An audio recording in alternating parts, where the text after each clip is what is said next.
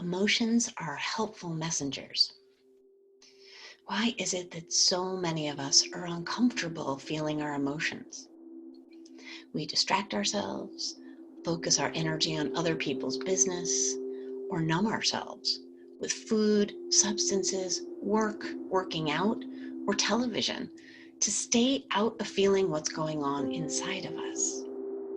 When we feel that we have no power to change the circumstances connected to our emotions, the ego will work hard to push those feelings back down instead of allowing them to speak their truth to us.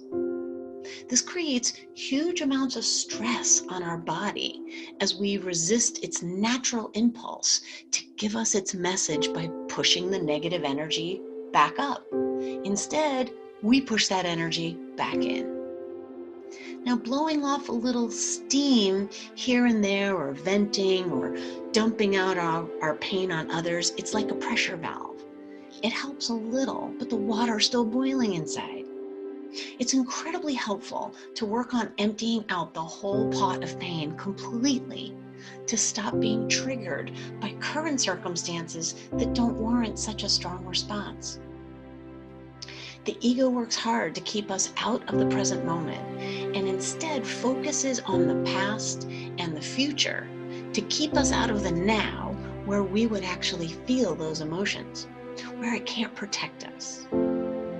Many physical and mental health issues can manifest from this push me, pull you going on inside, with our emotions moving up and our ego pushing them back down. Depression is often anger turned inward as self-blame or shame and past regrets. If only becomes the line of thinking when we're focused in the past, where we feel helpless and even apathetic to the fact that there's nothing we can do since the past is over. At the other end of the spectrum, anxiety is a response to other deeper emotions wanting to move out of the body and the ego's fear of what may happen if those feelings come up and out. What if becomes the line of thinking when we focus on the future as we work hard to be prepared, know the answer, and stay ahead of the curve. As humans, negative emotions are usually telling us that we're not getting something we want, or we're getting something we don't want. When we were young, we encountered many situations tied to not getting our needs met, but they were too painful for us to deal with. The emotions may have felt overwhelming and even life-threatening, and the ego develops to protect us from that pain. One of the strategies that the ego comes up with is a story about somehow we are the problem instead of the other person or situation. The story the ego creates says we're not good enough or something's wrong with us the way we are, and that's why our needs are not being met. Now, the story provides a way to solve the problem of avoiding our pain by working on fixing ourselves. The ego thinks that if we can improve ourselves enough, we'll get what we really want. We'll feel loved, we'll feel safe, validated. Unfortunately, this pulls us away from our own internal experience and has us constantly monitoring other people's experiences of us instead.